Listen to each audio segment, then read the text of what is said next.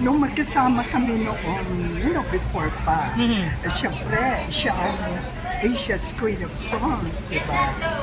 Minsan, pag nagre-recording kami, she is so nice. Palagi niya akong pinapaalalahanan na ilabas mo, yung po yung nare-recording. Oh, yes, yes. Ilabas mo yan.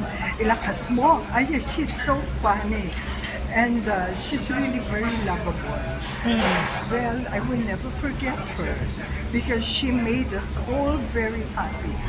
Not only here in the Philippines, but she's known as Asia's Queen of Song.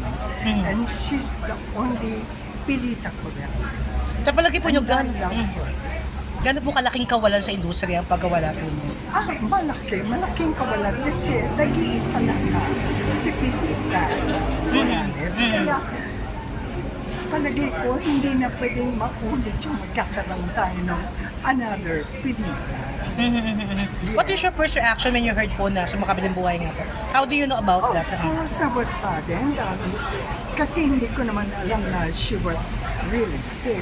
No? Yes. Kaya, well, of course, since Jackie Lou is very close to me, kami ang nag-usap. Okay. Kaya, well, I know that she is in a better place. She is with God. Kaya, she's there, up there, looking at all of us right now, down here. And I would say now, God bless you forever, even now in the afterlife.